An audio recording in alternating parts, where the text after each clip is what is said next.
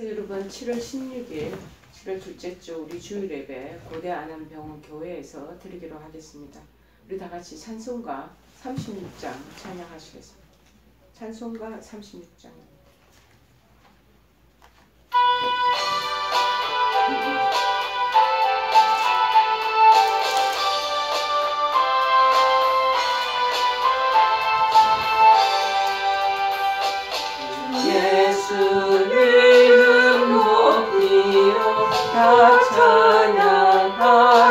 찬양하여라. 금연유반을 들여서 만유의 주 찬양. 금연유반을 들여서 만유의 주 찬양. 향한 고난을 못 잊을 죄인아, 내 귀한 복에 빠져서 만유의 주 찬양.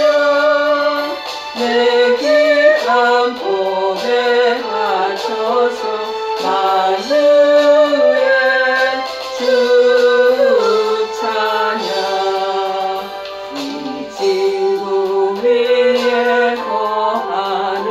온 세상 사람들 그 크신 위엄 높여서 만유의 주 찬양.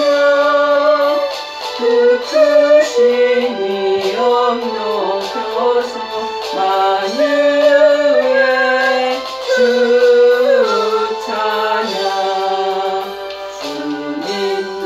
성도 다 함께 주 앞에 엎드려 무궁한 노래 불러서 만유의 주 찬양. 무궁한 노래 불러서 만유의 주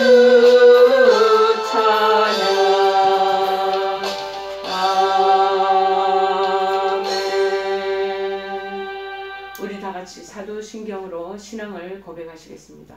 전능하사 천지를 만드신 하나님 아버지를 내가 믿사오며 그 외아들 우리 주 예수 그리스도를 믿사오니 이는 성령으로 잉태하사 동정녀 마리아에게 나시고 본디오 빌라도에게 고난을 받으사 십자가에 못 박혀 죽으시고 장사한 지 사흘 만에 죽은 자 가운데서 다시 살아나시며 하늘에 오르사 전능하신 하나님 우편에 앉아 계시다가 저리로서 산자와 죽은 자를 심판하러 오시리라. 성령을 믿사오며 거룩한 공예와 성도가 서로 교통하는 것과 죄를 사하여 주시는 것과 몸이 다시 사는 것과 영원히 사는 것을 믿사옵나이다. 아멘. 오늘 하나님께서 저희들에게 주시는 말씀은 신약성경 고린도전서 5장 1절에서 3절 말씀 보시겠습니다. 고린도전서 5장 1절에서 3절 말씀, 페이지 수로는 403쪽, 제가 가지고 있는 성경책 403쪽입니다.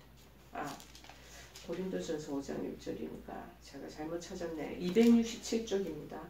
고린도전서 5장 1절에서 3절 말씀입니다. 267장. 자, 다 찾으신 줄 알고 제가 봉독하겠습니다. 자, 너희 중에 심지어 음행이 있다 함을 들으니 그런 음행은 이방인 중에서도 없는 것이라. 누가 그 아버지의 아내를 취하였다 하는도다. 그리하고도 너희가 오히려 교만하여져서 어찌하여 통한이 여기지 아니하고 그 일 행한 자를 너희 중에서 쫓아내지 아니하였느냐. 내가 실로 몸으로는 떠나 있으나 영으로는 함께 있어서 거기 있는 것 같이 이런 일 행한 자를 이미 판단하였노라. 아멘. 교회 안에서 죄를 허용하는 것도 죄입니다. 조금 오늘 설교 제목이 긴데 그래도 이거 교회 안에서의 이런 음행에 관한 문제, 간음에 대한 거, 이런 범죄하는 일들이 자꾸 현대에서도 많이 이런저런 모습으로 비일비재하게 발생하니까 성경에서 뭐라고 얘기하시나라는 측면에서 살펴보기 위해서 교회 안에서 죄를 허용하는 것도 죄입니다. 이렇게 말씀의 제목을 정했습니다. 말씀이 좀 제목이 길어서 어떻게 표현할까 해도 아무래도 이렇게 있는 그대로를 이렇게 제목으로 정하는 게 좋겠다 해서 이렇게 올려봤습니다. 오늘 5장 1절에서 8절 내용까지 제가 3절까지만 이제 봉독을 했는데요. 8절까지는 뭐냐, 고린도 교회의 이 성적 타락에 대한 권고의 내용을 얘기하고 있습니다. 특별히 오늘 고린도전서 5장은 고린도 교회 내에 음행의 문제를 다루고 있습니다. 교회에서 무슨 음행이 발생하려나? 아니에요. 지금 우리 많은 현대 교회, 저희들 한국도 지금 미국에 있는 교회들 못지않게 굉장히 음행하는, 가늠, 성적으로 문란하고 그 다음에 많이 범죄하는 그러한 상황들이 많이 발생하고 있습니다. 두드러지게 그것을 통계를 내거나 그런 부분들이 분명하게 부각되지는 않지만 보이지 않게 암묵적으로 그런 일들이 비일비재하게 발생하고 있다는 것이죠. 정말 목회자부터 시작해서 교회의 중직을 맡아 있는, 교회의 신앙 좋은 우리가 그러한 직분자들도 뒤를 잘 보면 보이지 않는 그런 음행적인 것들을, 또 마음을 그렇게 품고 있는 것들도 다 하나님 앞에 죄 범하는 것과 같죠. 그것들을 허용하는 것은 아니다 라는 측면에서 오늘 고린도전서 5장 6장 전체의 내용들을 그렇게 담고 있습니다. 특히 본문에서는 고린도 교회 내에서 발생하는 부도덕한 근친상간의 죄에 대해서 1절에 언급하고 있습니다. 그럼 어떤 것이냐고, 누가 그 아버지의 아내를 취하는가? 그러니까 근친상간이죠. 아니면 형제와 형제끼리, 그 다음에 그 가족 내에서 일어나는 일들에 대한 거, 이거 암묵적으로 보고 듣고 넘기면 안 되는 것이죠. 교회 바깥에서 이런 일들이 일어나는 것은 우리가 그런가 보다 하고 있지만 교회 내까지 이 문란한 것이 들어오게 된다는 것이죠. 그런데 이에 대해서 성경에는 뭐라고 그러냐, 2절 5절에는 교회가 방관하고 있다라는 거, 교회가 이 부분을 도외시하고 그냥 방치하면서 지켜보고 있다는 거, 이걸 책망하고 있습니다. 그리고 이제 6절에서 8절까지는 뭐라고 그러냐면 교회가 굉장히 영적으로 성결해야 한다. 교회는 하는 정말 누룩 없는 그런 떡과 같이 그런 나쁜 것들, 그런 어떤 오염을 낳을 수 있는 그런 균들이나 그런 소지나 소치들이 전부 다 제거돼야 될 그러한 순결한 곳일 것을, 그래서 유월절 규례를 신뢰로 들어서 설명하고 있는 것입니다. 왜냐하면 당시 고린도 이 시는, 도시가 세계적인 항구 도시였다는 것이죠. 세계적인 항구 도시의 특징을 한번 머리에 이렇게 그려보십시오. 항구 도시가 바닷가 같은 무역과 수출 수입 완전히 그런 부분들이 활성화되고, 그러면 자연적으로 돈이 많이 송황되는, 그래서 많은 무역을 통해서 많은 재정을 확보하고 부유한 사람들이 많이 발생하고 부유층이 많아지고, 그리고 사람들이 굉장히 어찌 보면은 돈이 많다 보니까는 타락하고 변질되는 그런 일들이 비일비재할 것이라는 것을 우리가 능히 생각해 볼 수 있습니다. 도시 상업이 굉장히 크게 성황됐기 때문에 자연적으로 거기에 따르면 늘 발생하는 것이 뭐냐, 도덕적인 타락이 나타나게 된다. 우리나라에 얘기하면 부산이나 인천 같은데, 인천에는 좀 덜할지 모르지만 부산 지역이나 이런 데 가보면요, 아주 여러 가지 성적인 문란이 이루 말할 수 없어요. 그 도시가 넘기는 풍기는 그런 부분들이 비일비재합니다. 그리고 성적 문란이 그렇게 만연하게 진행되고 있다라는 것 때문에 이 고린도시를 뭐라고 그랬냐면 방탕하다라는 별명을 얻기까지 했다라는 것입니다. 이러한 고린도시에 있는, 그 안에 있는 고린도 교회는 어떻습니까? 자연적으로 그 구분되고 그 부분에 거룩한 교회로 이렇게 딱 이렇게 분류되어 있으면 좋겠는데 그렇지 않다는 거예요. 자연히 죄악의 속에서 노출될 수밖에 없었다는 거예요.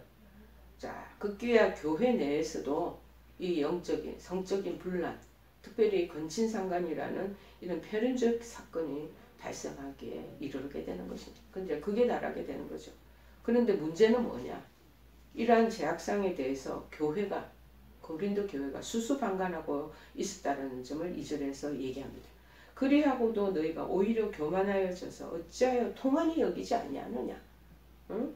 그 일 행한 자를 너희 중에서 어떻게 쫓아내지 않고 있느냐? 음행을 행하고 그런 간악한 일들을 해나간 사람들 그냥 보고만 있느냐? 아주 그렇게 말씀하는 거죠. 여러분, 사실 교회 내에 범죄자가 있으면요, 마땅히 그 사람이 죄를 회개토록 하기 위해 권징하는 것이 교회의 책임입니다. 마태복음 18장 15절 17절에 그 근거가 있습니다. 내 형제가 죄를 범하거든 가서 너와 그 사람과만 상대하여 권고하라. 만일 들으면 네가 내 형제를 얻은 것이요. 만일 듣지 않거든 한두 사람을 데리고 가서 두세 증인의 입으로 말마다 확증하게 하라. 그런데 만일 그렇게 옆에 증인을 데리고 가도 설득을 해도 말을 듣지 않거든 교회에다가 수뇌부에다가 얘기하고 교회 수뇌부의 그 리더십에도 그 사람들의 말을 듣지 않거든 이방인과 세리와 같이 치부해라. 여겨라. 그렇게 말하고 있습니다. 분명한 책임을 교회에다가 얘기하는 거죠. 자, 그런데 이 고린도 교회가 이런 부분들을 명확하게 해야 되는데 선명치 못하게 이런 부분들을 수수방관한 채 책임을 회피하고 있었던 것입니다. 그래서 이제 바울이 화가 난 거죠. 바울은 그러한 고린도 교회의 무책임한 행동을 지금 책망하는 거죠. 그리고 당신 자신은 이미 그 음행자들을 다 판단했음을 주지시켜 주시면서 그리스도의 권위, 그 능력 아래에 있는 교회, 그 아래에서는 그렇게 범죄하고 음행을 저지르고 그러한 일들을 자행하는 자들을 내두면 안 된다는 출교를 시켜 교회를 축출 바깥으로 내몰아라. 그럼으로써 그렇게 쫓겨나가게 되면 나중에 본인이 스스로 그 죄를 뉘우치고 회개할 기회가 오게 되잖아요. 그러면 회개를 통해서 그 영혼이 다시 무엇보다도 영혼이 구원받을 수 있도록 그렇게 권면을 하라고 얘기를 하는 거죠. 그래서 오늘 4절 5절에 얘기하기를 주 예수의 이름으로 너희가 내 영과 함께 모여서 우리 주 예수의 능력으로 이런 자를 사탄에게 내주었다. 그런 영적인 간음이나 여러 가지 성적인 그러한 일들을 저지른 사람 사단의 손에 넘어갔다. 이 육신은 멸하고 영은 주 예수의 날에 구원을 받고 육신은 비록 그렇게 변질되고 타락되어서 그렇게 되고 말았지만 그래도 나중에 회개하고 돌아오면 그 영혼은 구원되지 않겠느냐 그렇게 말씀하고 있습니다. 요한일서 1장 9절에 말하는 걸 만일 우리가 우리 죄를 자백하면 그는 미쁘시고 의로우사 우리 죄를 사하시며 우리를 모든 불의에서 깨끗하게 하실 것이요 그렇게 말합니다. 많은 그런데 현대 교회들은 얘기를 하기를 아니 그 교회에 있는 사람들 그렇게 해놓으면 교회에서 영혼이 떠나가 버리게 된다라고 얘기합니다. 근데 성경에는 분명히 여기 고린도전서 5장 6장에는 이 무엇보다도 음행한 자를 판단하라고 얘기하고 책망하고 있습니다. 이렇게 오늘날에까지 이 부분을 명시해 놓은 것은 무엇을 얘기하는 것입니까? 그때 그 시절에도 있었지만 오늘날도 여전히 그 일들이 잘되고 있고 그때 그 시절에 교회 규례나 법칙에 의해서 그랬다면 오늘날에도 동일하게 그 원칙을 입각을 해서 그 부분에 대해 적용을 시켜야 된다라는 것을 얘기하는 거죠. 그러면서 바울은 교회가 영적으로 거룩해야 한다.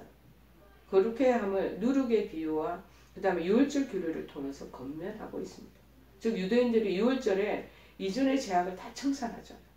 애굽의 노예 생활할 때 함부로 살았던 그들의 죄를 다 청산하고 새로운 생활을 시작하고 출발한다는 의미에서 누룩 없는 떡을 먹으라고 하나님은 얘기를 하셨습니다.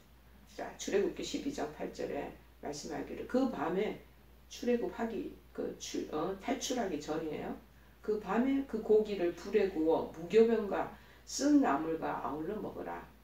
참된 유월절 양이 되시는 예수 그리스도의 보혈로 누룩이 뭐예요? 자꾸 이 호모균이잖아요. 그게 점점 균이 늘어나면 곰팡이가 확 쓰게 되겠죠. 우리가 매주 그런 곰팡이 균으로 인해서 매주를 쓰고 만들고 그렇게 된장을 만들고 그러지 않습니까? 금방 퍼지는 거.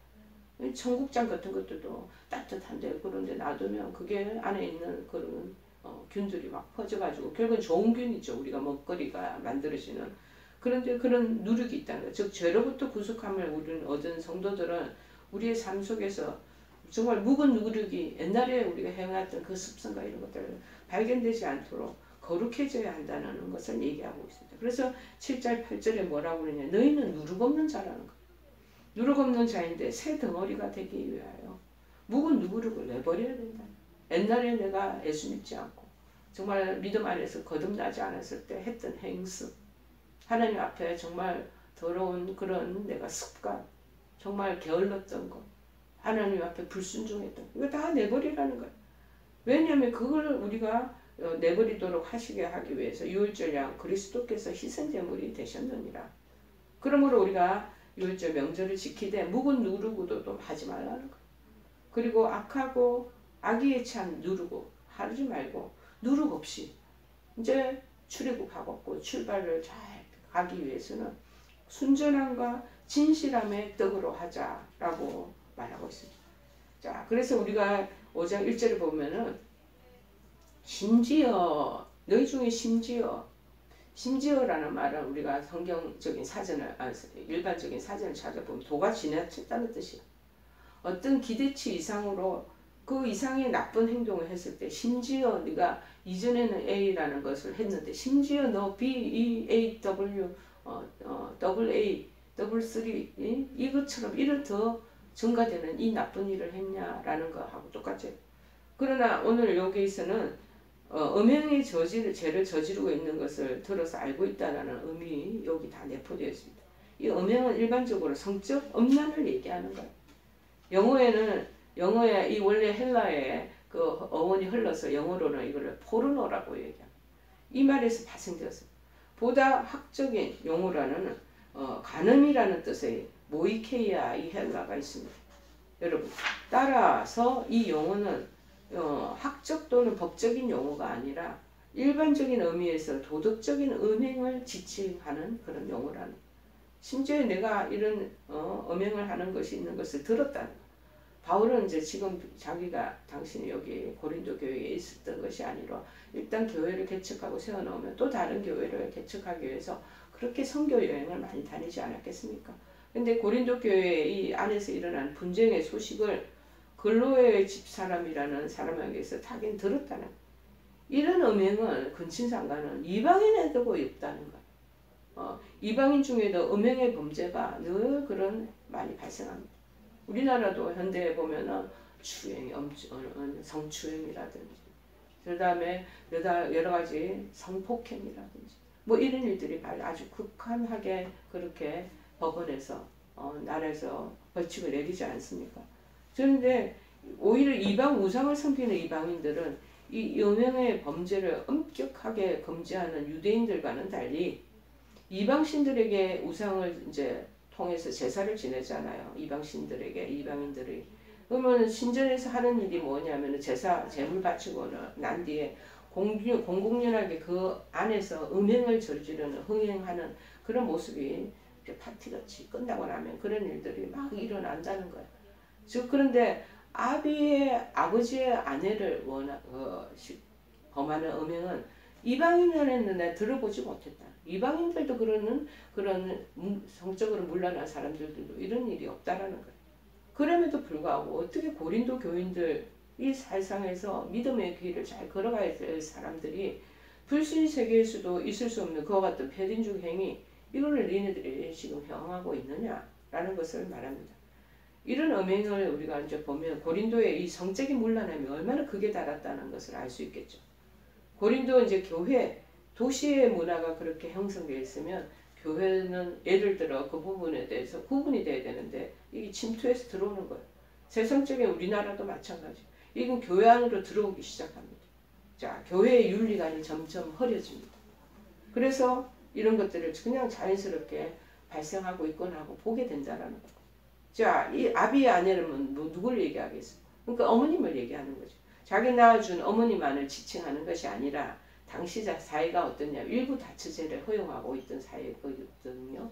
그러니까 첩이 있었을 거고 제2, 제3의 여자들이 있을 거예요. 계모나 뭐 첩일 수도 있죠. 꼭 친어머니가 아니라.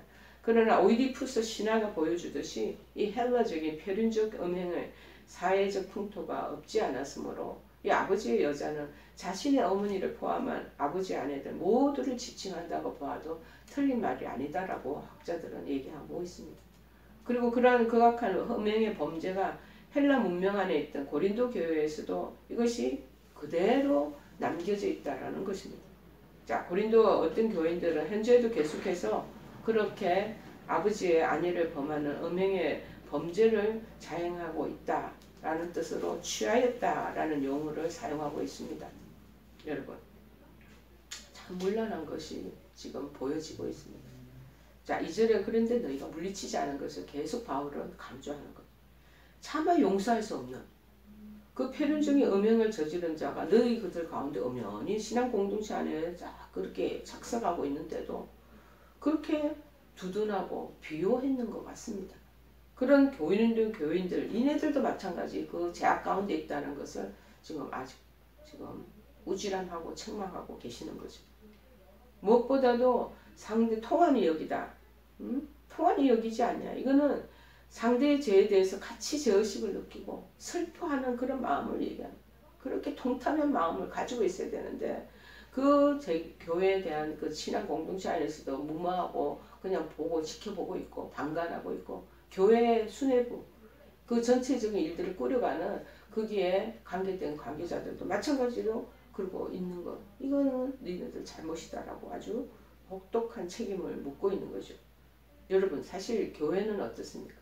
성도 개개인의 집합체입니다. 한 사람이 모여있는 곳이 동시에 그리스도를 머리로 하여 한 몸을 이루는 연합체이기도 합니다. 개개인의 집합체인가 동시에 또 신앙공동체로서의 영적인 한 무리 그런 연합체입니다.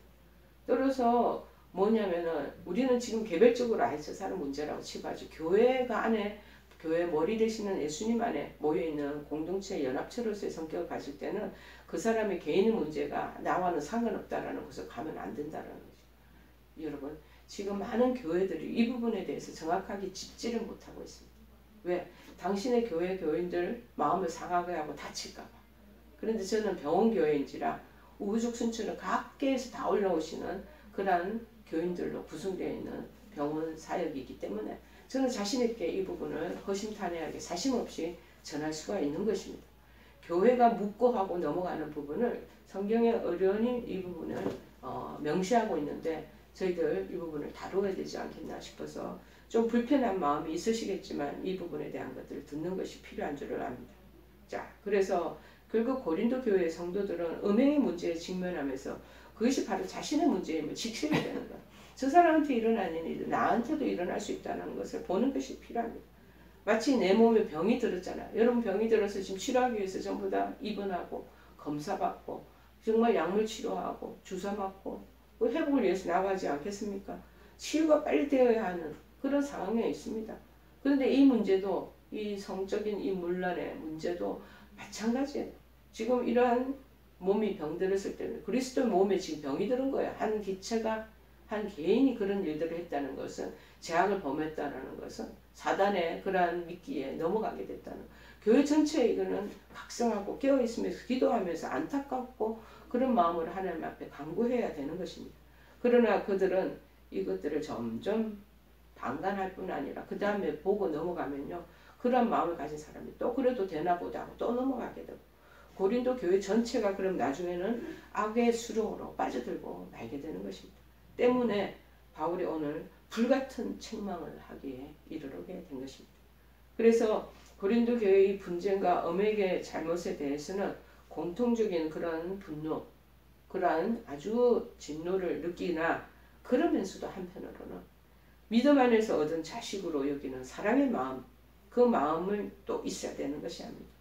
그래서 고린도전서 4장 4절에는 말을 내가 너희를 부끄럽게 하려고 이것을 쓰는 것이 아니야.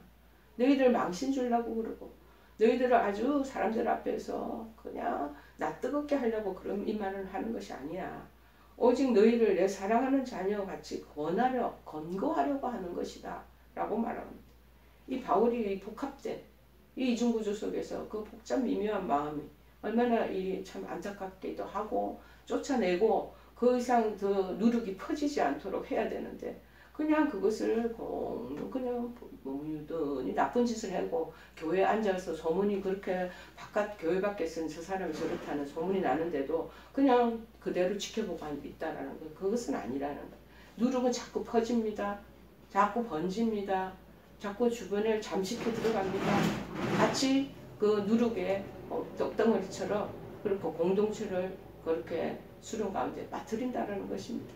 그런 뜻에서 그 부분에 대한 것을 분명히 짚고 넘어가고 그렇게 덜 회개하고 돌아오지 않은 사람은 이방처럼 세리처럼 생각하고 축출하라는 출교시키라는 그러나 그 영혼이 또 불쌍히 여겨지는 마음으로 회개하고 돌아오면 감사 안으라는 것을 얘기하는 이 두 가지 마음이 애틋한 심정, 이 여실히 보여주는 구절이 아니겠나 그런 마음이 듭니다. 그래서 몸으로는 자기가 지금 선교 여행을 하면서 돌아다니고 있지만 영으로는 늘 그 교회의 마음이 안심이 안 되고 안타까운 마음으로 걱정을 하는 것이 시공의 제한을 받는 육체는 제한 때문에 우리 지금 비행기도 있고 교통수단이 좋은 게 얼마나 많습니까? 서울에서 부산까지 뭐 한 서너 시간이면 옛날에 7시간씩 거기서 꼭 자고 와야 돼. 근데 요새는 한 3시간 반, 4시간이면 그냥 왔다 갔다 하루 일과를 그렇게 장거리 수단으로 사용해서 모든 걸 해결하고 올 수도 있는데 예전에만 해도 교통이 얼마나 어렵겠어요. 한 번 가면은 교회를 만들어 놓고 개척해 놓고 떠나가면 늘 노심초사 그 교회가 잘 성장하고 있는지 문제는 없는지 마음에 노심초사 그런 아버지의 심정과 같은 어린 자식을 그렇게 내놓은 것 같은 마음이 든다라는 것이죠. 그래서 이 바울이 고린도 교인들에 대한 열정을 나타내고 있습니다. 몸으로는 떠나 있지만 영으로는 너희와 항상 함께 있다라는 것. 자, 한편으로는 고린도 교인들에게요. 바울 자신이 그들 앞에 있는 것처럼 정신을 바짝 차리고 있으라는 의미를 암시해주는 내가 지금 너희들하고 같은 공간이 없지만 정신 차려. 내가 영적으로는 너희들 뭐 하는가 영적으로 내가 다 간파하고 있어. 다 너희들 하는 일거수일투 특별히 바울이 기도하는 분이 아니시겠습니까? 기도하면 영적으로 다 깨닫게 해주셔요. 성령께서. 여기서 우리가 기도하면 저 아프리카에 있는 상황 속에서 뭐가 일어나는지 상황적인 것들을 다 감지하도록 성령께서 역사하셔요. 기도의 사람한테는 그런 하나님 특권을 주시고 은총을 주셨어요. 멀리 일어나는 일들도 먼 자녀가 멀리 해외에 나가 있을 때 부모가 어머니가 애절게 애달게 기도하면 이 기도가 그 딸에게 전달되고 그 가족들에게 그렇게 마음이 전해진다라는 것입니다. 그런 마음이라는 거죠. 그렇지만 이 일을 행한 자를 내가 판단한다. 그렇게 근친상간을 일으키고 이미 판단하였다 이 말은 축출하기로 했다는 거. 멀리 내가 몸은 떠나져 있으면 듣기로는 골로의 집에서 들으니 그런 일들이 니네 지금 교회에서 발생하고 있더라. 그 사람 나는 이미 판단했다는 거예요. 축출했다는 교회에서 쫓아냈다는 거예요. 육체적으로는 내가 이렇게 멀리 있지만 음행한 자를 어떻게 처리할지에 대한 이제 지금 판단을 우리가 바울을 통해서 듣고 있지 않겠습니까? 이것을 이제 편지로 알리고 있는 거죠. 특별히 오늘 무엇보다도 그 일들을 범죄한 그 죄성을 가진 죄인에 대해서 말하는 것이 아니라 그것을 무책임하게 보고 있는 수수방관하고 있는 그 고린도 교회에 대해서 책망하고 있는 것입니다. 특별히 이 죄를 허용하는 죄를 지나치고 말았다는 것. 그것을 왜 허용하느냐? 아니면 아니다고. 하나님은 내가 거룩하니 너희도 거룩하라고 얘기하세요. 몸은 값으로 우리에게 사신 거라 얘기를 합니다. 너희 몸이 너 것이 아니라 얘기하는 거죠. 자, 제가 요새 고린도전서 말씀을 계속 읽고 있는데 뭐라고 그랬냐면은 특별히 6장 13절에 이렇게 말합니다. 몸은 음란을 위하여 있지 않고 오직 주를 위하여 있으며 주는 또 우리 몸을 위하여 계시느니라. 하나님이 주를 다시 살리셨고 그러니까 부활하여 죽음의 희생제사가 되신 분을 또 다시 부활시키셨고 우리도 또한 다시 그의 권능으로 살리신다는 거예요. 이제부터 우리는 옛날에 그 몸이 아니에요. 하나님 주시는 우리 안에 성전이 이 안에 우리 안에 있다는 거예요. 그래서 15절에 말하기에 너희 몸이 그리스도의 지체인 줄을 알지 못하느냐? 내가 그리스도의 지체를 가지고 장래의 지체를 만들겠느냐? 결코 그럴 수 없느니라. 16절에 말합니다. 장녀와 합하는 자는 그와 한 몸인 줄을 알지 못하느냐. 일러스되 둘이 한 육체가 된다 하셨으니 주와 합하는 자는 하나님 주님하고 한 영이 된다. 이제 17절에 말하기를. 그렇기 때문에 18절 음행을 피하라는 거야. 몸이 네 몸이 아니라 그 안에 우리 안에 성령께서 계시고 주님의 성전이라는 거야. 사람이 범하는 죄마다 몸 밖에서 되는 거야. 우리가 십계명을 보더라도 몸 밖에 도둑질하고 뭐 하는 이런 여러 가지 다 몸 밖에서 범행하는 죄성이 있다라는. 그런데 음행만은 자기 몸에다가 죄를 범하는 거예요. 무슨 일 아니겠습니까?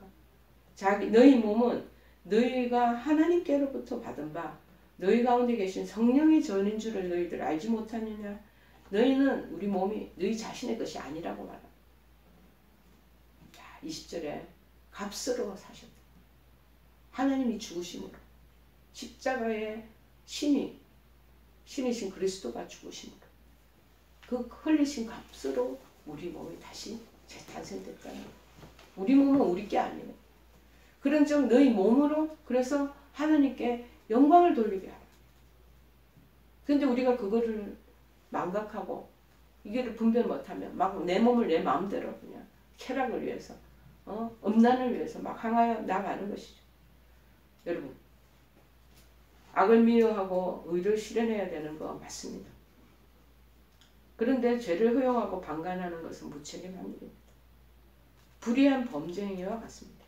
일반 우리 지금 현존하는 기존 교회는 이런 소리를 하지 못할 것입니다. 왜? 그 교회 안에 자기네들 다 교인들이거든요. 교인들 시험 들어가지고 교회에 이탈되고 빠져나갈까 말 못해 목사님들. 저는 성경에 있는 내용인지라 얘기를 드리고 그렇게 우리가 스스로 반성해야 된다고 생각합니다. 여러분 이 허용하고 방관하는 것은 이 죄라는 것입니다. 하나님이 제일 미워하시는 거예요. 자, 잠언 17장 15절에 말합니다.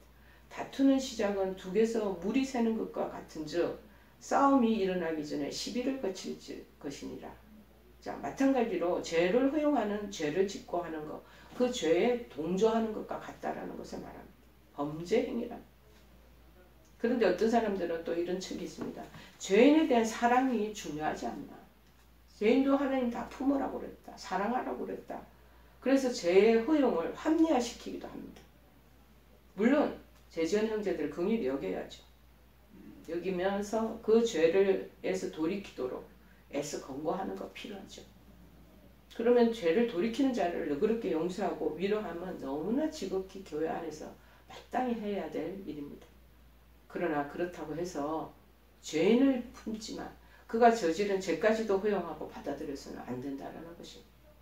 그 형제를 위해서도 그 사람을 위해서도 그가 죄로 떠나도록 그 죄를 직접 지적을 하고 그리고 물리쳐야 한다는 것입니다. 그것이 진정 우리와 한 지체된 죄 지은 형제에 대한 사랑이고 의로운 책임이라고 말씀하고 있는 것입니다. 그렇다면 우리 이 죄를 허용하는 이런 우리가 죄를 또 짓지 않기 위해서는 어떻게 해야 되는가? 그래서 죄를 심각히 여기고 권고를 해야 돼요. 죄의 결과는 왜? 사망이기 때문에. 로마서 6장 23절에 죄의 결과는 사망이다. 그리고 그 죄가 희한하고 기회가 있을 때마다 은밀하게 자꾸 찾아와요. 그러면 점점 처음에 작게 시작했던 것이 뿌리를 내요. 그리고 그 사람들의 영혼을, 개인들의 영혼을 병들게 만들어. 성경은 그렇기 때문에 뭐라고 그래요? 피차 매일 권면하라고 얘기해요. 그래서 우리가 성경을 이렇게 다 알면서도 내일 모레 한 달, 두 달 있으면 또 잊어버려요. 그래서 매일매일 권고하고 권면하는 것이 필요하지 않겠습니까? 그래서 죄의 유혹이 늘 있는 거야. 사단은요 계속 미끼를 우리에게 던져요. 유혹을 합니다. 이런저런 방편으로. 특별히 우리가 연약한 부분이 있잖아요. 어떤 남성들은 여자들에 대해서 굉장히 약해요. 그리고 여자들을 좋아하는 그런 측면에 남성들이 있습니다. 교회 안에 그런 사람들이 없다고 누가 말할 수 있겠습니까? 거룩한 사람들만 어떻게 모인다고 할 수 있겠습니까? 와이프를 따라 자동적으로 오는 사람도 있고 믿음이 연약한 교회에 들어온 사람이 있고 그 안에서 교회 안에서 일하는 일들이 자행된다면 이건 너무나 큰 누룩이 온 교회에 퍼지는 것과 같다라는 거죠. 수렁에 한꺼번에 빠져버려요. 매일 피차 그렇게 죄의 유혹으로 강팍해 됨을 면하라고 히브리서 3장 13절에 교훈하고 있습니다. 그렇습니다, 여러분. 우리 성도들은 형제가 죄를 범하기 전에 죄의 심각성을 미리 경고를 하고 서로 권면해요. 그래서 상담들을 해주면서 그런 문제의 뿌리가 있으면 가능성을 뿌리 뽑도록 해줘도 제가 상담을 하고 있기 때문에 그런저런 문제의 경우가 교회 안에서 너무 비일비재하게 발생하고 있습니다. 제가 별별 일들을 잘 듣지 않겠습니까? 상담하지 않겠습니까? 입으로 발설하지 못할 정도 일들이 너무나 많습니다. 자, 형제 죄를 범하면 즉시 그 형제를 하여금 죄에서 돌이키도록 권고하는 것이 필요합니다. 주님이 우리를 향해 그러셨던 것처럼 죄를 지은 형제에 대해서는 그러나 끝없는 긍휼과 사랑을 가지고 그 형제의 죄에 대해서는 심각성을 가지고 경계심을 가지고 죄가를 깨닫고 돌이키도록 권고할 책임이 있다는 것. 자, 그것이 바로 형제의 영혼을 살리는 길이라는 거죠. 권고하는 자신을 포함한 그 형제의 이웃들의 영혼이 의롭게 지켜지는 첩경이 되기 때문에 그렇게 하라고 자꾸 심각히 여기고 권고하라는 것. 죄인은 돌아오고 용서하도록 하지만 그 죄에 대해서는 지적하고 그 부분에 대해서는 권고해서 돌이키도록 해줘야 된다는 것. 누가 그런 부분을 지적하고 하겠습니까? 교회가 그 사명을 감당해야 된다. 두 번째는 뭐냐? 이 죄를 통한히 여기고 회개해야 한다. 여러분, 우리 모두 주님 안에서 한 몸을 이룬 지체들이라고 말합니다. 고린도전서 12장 27 지체라고 얘기하잖아요. 너희는 그리스도의 몸이요 지체의 각 부분이다. 그러니까 우리 몸의 이 구조가 좀 우리의 팔과 손과 같다는 거. 우리의 눈과 코와 같다는 거야. 우리 몸의 그 부분이 전체 통합적이라는. 자, 우리 인간은 하나님께 지원받은 귀한 한 가족이라고 생각을 한다면 진정 형제의 죄를 나의 자로 여기고 통한히 여기며 참의 눈물을 흘리며 안타까워하는 게 마땅한 거죠. 여러분, 우리 아담의 죄 때문에 온 인류에게 주어진 이 죄의 멍에 속에서 고통받고 있는 이웃의 영적인 타락, 성적인 타락 어찌 나와는 무관하다 할 수 있겠습니까? 저 상담 많이 받기 때문에 이런 일들이 너무나 많이 있어. 제가 그래서 돌이키게 하는 일들을 또 하나님 나한테 사명을 주셨구나. 그래서 오래 묵어있는 그런 누룩들 제가 그걸 벗겨내고 그 사람이 새롭게 출발하도록 참으로 이모저모 많이 도왔던 것 같습니다. 그래서 새 길을 들어선 사람이 제법 있습니다. 여러분, 주녀교 안에서 연합한 우리 지체들이 죄의 유혹에 넘어지면 어찌 나의 책임이 아니라고 외면할 수 있단 말입니까? 여러분, 이제 우리 형제에서 무관심, 죄에 대한 경계의 그 경계심의 부족, 그리고 의를 교훈하고 지도하는 것을 철저하지 못했던 그러한 우리 다 깨닫고 정말 그 죄가 있다면 통한히 여기고 회개하는 우리 믿음의 성도들이 되어야 될 것입니다. 그 다음에 죄를 세 번째는 가정에 여기고 물리쳐야 돼요. 죄가 말로서 죄지요. 그 파괴성이 아주 대단합니다. 오죽하면 사망에까지 죽음에까지 이른다고 말하고 있겠습니까? 처음에 이렇게 숨어서 하던 그런 성적인 엄난이나 이런 것들이요. 나중에 보면 그 가정 하나를 파괴시키고 가족관계를 완전히 분열시키는 그 경우가 있고 그런 사람이 교회 안에 소속되어 있다면 교회 전체에 큰 분란이 일어나게 되는 것입니다. 자, 잠언 11장 3절에 말합니다. 정직한 자의 성실은 자기를 인도하거니와 사악한 자의 패역은 자기를 망하게 하느니라. 그대로 방치하면 날로 더 깊은 죄악을 초래하고 더 많은 사람을 그 죄의 올무에 빠지게 한다는 것입니다. 자, 그래서 결국은 하나님까지 대적하게 됩니다. 마음의 양심에 죄책감이 일어나니까 하나님 반대적으로 그렇게 공격하고 그 안에 있는 교회의 직분자들을 도로 질투하고 그에 대해서 더 나쁘게 책망하고 도로 죄인이 거기에 있는 그 거룩한 길을 걸어가는 사람들을 또 그렇게 나쁘게 평가하는 경우가 많다라는 것입니다. 자, 그런데 신명기 25장 16절은요. 이런 일을 행하는 모든 자, 악을 행하는 모든 자는 내 하나님 여호와께 가증하니라. 우리 인간 앞에서는 숨어서 그것이 포장되어서 안 보일 수 있습니다. 하나님 앞에 여러분 죄악을 짓고 또 교회 와서 찬양하고 성가대에서 또 언제 그랬냐는 듯이 찬양하고 얼마나 가증스러워. 하나님이 이 부분에 대한 것을 보시고 계신다. 우리 방심하지 말고 철저히 그런 죄를 대적하고 물리침으로 의로운 신앙 공동체를 이루어 나가야 되겠습니다. 예수님께서 하나님 전에 가득한 불의를 아주 가증히 여기시고 무섭게 진노하시며 물리치시는 것을 우리가 본 적이 있습니다. 예수님이 그렇게 사랑과 인자와 자비로 이렇게 베풀고 용서해 주셨지만 불의에 대해서는 아주 막 진노하시는 모습이 있었지 않습니까? 마태복음 21장에 보면은요, 12절 13절에 보면은 내 집은 기도하는 집이라 강도의 소굴을 만드느라고 막 가지고 있는 매매하는 돈 바꾸는 사람들 막 의자 둘러엎으시고 아주 진노했던 대표적인 모습이 보이지 않겠습니까? 여러분, 우리 신앙 공동체에서 뿌리를 내리고 있는 죄의 요소가 있다면 가감히 물리칠 줄 알아야 하고 있습니다. 죄를 고집하면서 영적 타락을 획책하는 자들에 대해서는 단호한 징계가 있어야 되겠고, 그래서 그들에게 죄에 대한 경각심 심어주고 도로 의에 대한 열심을 품을 수 있도록 그들을 계도해 나가는 것이 필요할 줄 압니다. 그것이 바로 하나님의 사랑하는 성도들과 교회를 살리는 길인 것을 명심하시기를 바랍니다. 오늘 여러분 말씀을 통해서 우리는 결코 죄를 용납해서는 안 됩니다. 자신 안에서도 죄를 허용해서는 안 될 뿐만 아니라 우리 교회 안의 신앙 공동체 안에서도 결코 이 죄의 뿌리가 점점점 깊어지고 넓게 퍼져가는 일이 없도록 죄를 허용해서는 안 돼, 방관해서는 안 된다는 것이, 여러분 심각한 이 죄의 올무에 빠져가는 우리 형제 자매들을 멸망의 길로 건져내고, 그래서 단호하게 정말 이 죄에 대해서 책망하며 그들을 죄에서 돌이키도록 하는 것, 침묵하는 것은 동조하는 것과 같다라는 것을 여러분들을 잘 기억하시고 도전받고, 우리 주변에 그런 분들이 있으면 여러분들이 용기를 가지고 하나님 앞에 기도하는 가운데 그 죄에 대해서 돌이키도록 권고하시는 여러분 되시기를 바랍니다. 오늘 찬송가 386장 찬양하시겠습니다.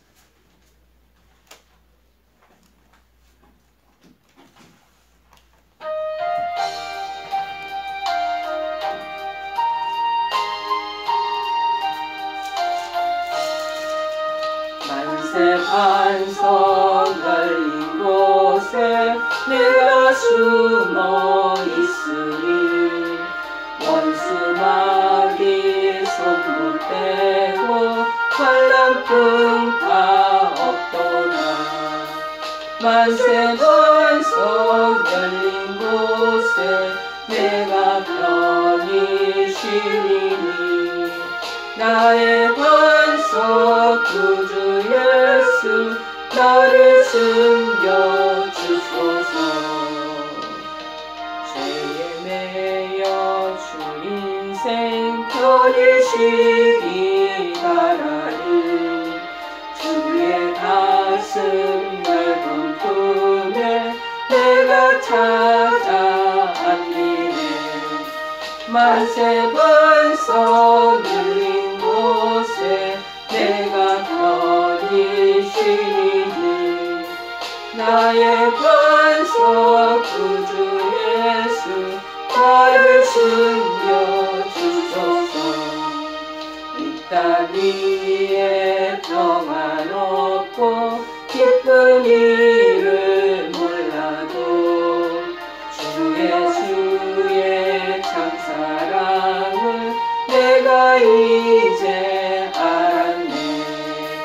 만세 반석 열린 곳에 내가 편히 쉬리니 나의 반석 구주 예수 나를 숨겨주소서.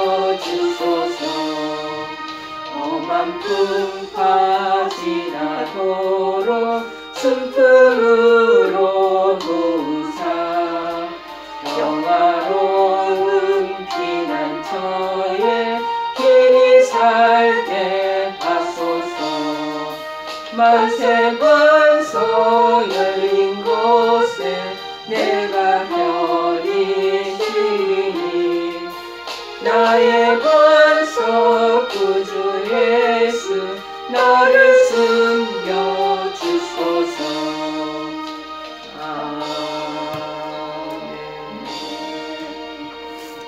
지금은 우리 주 예수 그리스도의 크신 은혜와 하나님 아버지의 지극하신 사랑하심과 성령님의 교통역사 충만하신 은총이 이제 교회 내에 자행되는 여러 가지 성적인 문란과 그 음란들을 정말로 책망하고 그 일들을 가감히 물리치며 또 무엇보다도 그 죄인들을 회개케 하며 주의 품으로 돌이키고자 마음에 결심하고 다짐하는 사랑하는 모든 하느들과 그 가족들 머리머리 위에 이 영상을 시청하는 모든 권속들 위해 지금부터 영원토록 함께 하옵시기만을 간절히 축원하옵나이다.